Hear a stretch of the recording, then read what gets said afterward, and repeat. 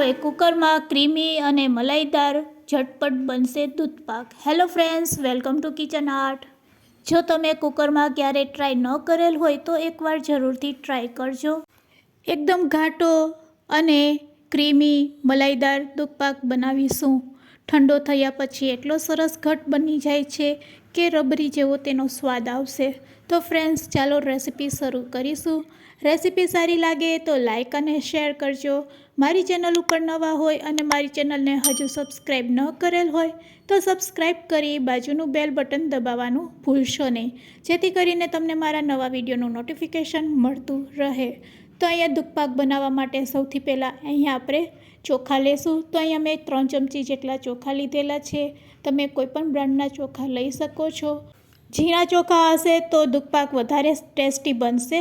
તો અહીંયા મેં ઝીણા ચોખા લીધેલા છે, જેને આપણે ખીચડિયા ચોખા કહે છે. બસ તેમાં આપણે હુંફાળું પાણી એડ કરી દઈશું. સમય ઓછો હોય તો ગરમ પાણી એડ કરવાનું, સમય વધારે હોય તો ઠંડુ પાણી પણ તમે એડ કરીને 15 મિનિટ માટે રેસ્ટ આપી શકો છો. તો મેં અત્યારે ગરમ પાણી લીધેલું છે અને ગરમ પાણી એડ કરીને તેને 15 મિનિટ માટે રેસ્ટ આપીશું. ત્યાં સુધી આપણે બીજી પ્રોસેસ કરી લેશું.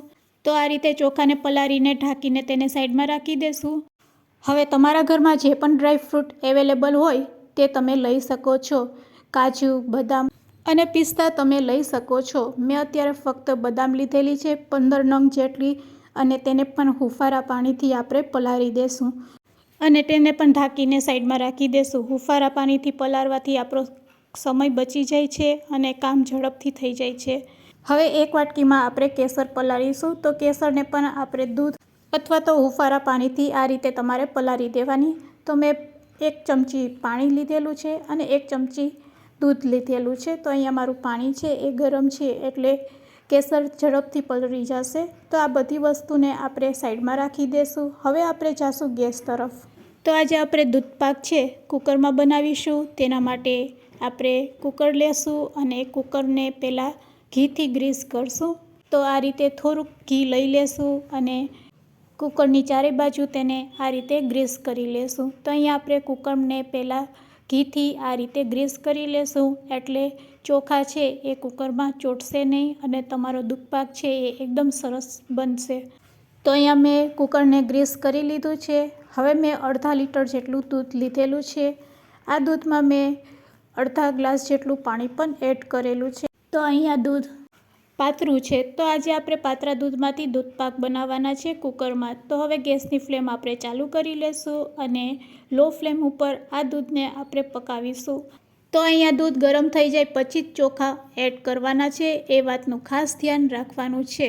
તો કુકરમાં દૂધ ગરમ થાય છે ત્યાં સુધી આપણે કુકરના ઢાંકણાને પણ તેલ અથવા તો ઘીથી ગ્રીસ કરી લેશું. આ રીતે ઢાંકણાને તેલથી ગ્રીસ કરી લેશું એટલે સીટી વાગશે ત્યારે દૂધ છે એ બહાર નહીં આવશે. તો બસ હવે દૂધ આપણું સરસ ગરમ થઈ ગયું છે. તેને ચમચાથી એક વખત આ રીતે હલાવી લેશું. તો અહીંયા દૂધ ગરમ થઈ જાય પછી આપણે ચોખા એડ કરવાના છે. તો ચાલો, હવે આપણા ચોખા પણ સરસ પલળી ગયા છે. 15 મિનિટ પછી તમે ચોખાને આ રીતે લઈને તોડશો તો તમને ખ્યાલ આવી જશે કે ચોખા છે એ આરામથી કટકા થઈ જાય છે. તો બસ 2 ભાગમાં ચોખા આરામથી ડિવાઈડ થઈ જાય એટલે સમજી જવાનું કે ચોખા આપણે સરસ પલળી ગયા છે. હવે 3 ચમચી ચોખામાંથી 1 ચમચી જેટલા ચોખા આપણે સાઈડમાં રાખી દઈશું. બાકીની 2 ચમચી જેટલા ચોખાને આપણે દૂધમાં એડ કરી દઈશું. તો અડધા લીટર દૂધમાં આપણે 2 ચમચી જેટલા ચોખા એડ કરવાના છે. પણ આ ચોખાને ઘીથી પહેલાં કોટ કરી લેશું. તો મેં અહીંયા થોડુંક ઘી નાખેલું છે અને આ રીતે હલાવ્યા પછી તેને આપણે દૂધમાં એડ કરી દઈશું. દૂધમાં ચોખા એડ કર્યા પછી આપણે એક વખત આ રીતે ચમચાથી હલાવી લેશું. તો ફ્રેન્ડ્સ, અહીંયા ચોખા એડ કર્યા પછી હવે લો ફ્લેમ ઉપર આપણે કુકરમાં 1 સીટી વગાડીશું. તો અહીંયા આપણે કુકરનું ઢાંકણું બંધ કરી દઈશું અને ફક્ત ને ફક્ત 1 સીટી આપણે વગાડવાની છે, એ વાતનું ખાસ ધ્યાન રાખવાનું છે. કુકરમાં સીટી વાગે ત્યાં સુધી આપણે બદામને ચેક કરશું. તો બદામ પણ આપણી સરસ પલળી ગઈ છે. તેની છાલને આપણે દૂર કરી લેશું. તો ફ્રેન્ડ્સ, અહીંયા બદામમાંથી સહેલાઈથી છાલ છે એ દૂર થઈ જાય છે, તમે જોઈ શકો છો. તો બધી બદામમાંથી આપણે ફોતરા છે તેને દૂર કરી લેશું અને આ રીતે એકદમ ફોતરા વગરની બદામ રેડી કરી લેશું. આ રીતે બદામ ફોલાઈ જાય એટલે તેને આપણે મિક્સર જારમાં લઈ લેશું અને મિક્સર જારમાં એડ કર્યા પછી તેમાં આપણે પલાળેલા કાચા ચોખા છે તેની 1 ચમચી એડ કરી દેશું અને બસ 1 ચમચી જેટલું દૂધ એડ કરશું। આ રીતે દૂધ એડ કર્યા પછી તેને આપણે ગ્રાઇન્ડ કરી લેશું। તો બદામની એક સરસ પેસ્ટ અહીંયા બનીને રેડી છે અને આ પેસ્ટથી આપણો દૂધપાક છે એ વધારે ઘટ થશે। આ પેસ્ટમાં તમે કાજુ અને પિસ્તા પણ એડ કરી શકો છો। બસ અહીંયા 1 સીટી વાગી ગઈ છે તો આપણે કુકરનું ઢાંકણું ખોલી લેશું। તો તમે જોઈ શકો છો સીટી વાગ્યા પછી પણ કુકરનું ઢાંકણું છે એ બિલકુલ ખરાબ નથી થયેલું। કુકરનું ઢાંકણું ખોલી અને તમે ચોખાને ચેક કરશો તો ચોખા છે એ સરસ પાકી ગયા હશે।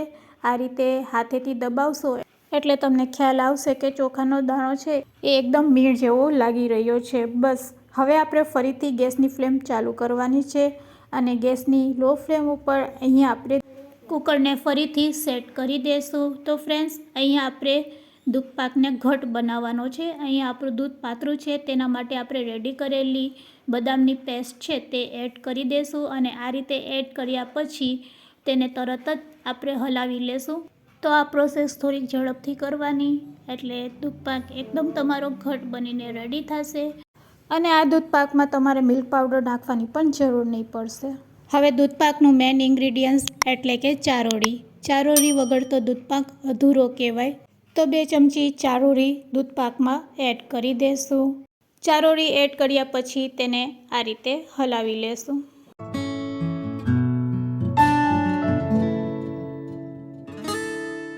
હવે પલાળેલું કેસર એડ કરી દેશું। કેસર એડ કરવાથી દૂધપાકનો કલર અને તેનો ટેસ્ટ 4 ગણો વધી જાય છે અને જો તમારે દૂધપાકમાં કલર જોતો હોય અને તમારી પાસે કેસર ના હોય તો ચપટી હળદર એડ કરી દેશો તો હળદરનો ગરમ દૂધમાં સ્વાદ નહીં આવશે પણ તેનો રંગ સરસ પકડાઈ જશે। તો આ રીતે તમારે કલરફુલ જો દૂધપાક બનાવવો હોય તો ચપટી હળદર પણ એડ કરી શકો છો। હવે બસ આ દૂધપાકને મીઠો બનાવવા માટે અહીંયા આપણે અડધા કપ જેટલી ખાંડ એડ કરશું। દૂધપાકને સહેજ મીઠો બનાવવો હોય તો વધારે થોડીક ખાંડ એડ કરવાની 2 ચમચી જેટલી બસ। હવે આ બધી વસ્તુ એડ કર્યા પછી દૂધપાકને આપણે હાઈ ફ્લેમ ઉપર આપણે આ રીતે તેને ઉકળવા દેશું।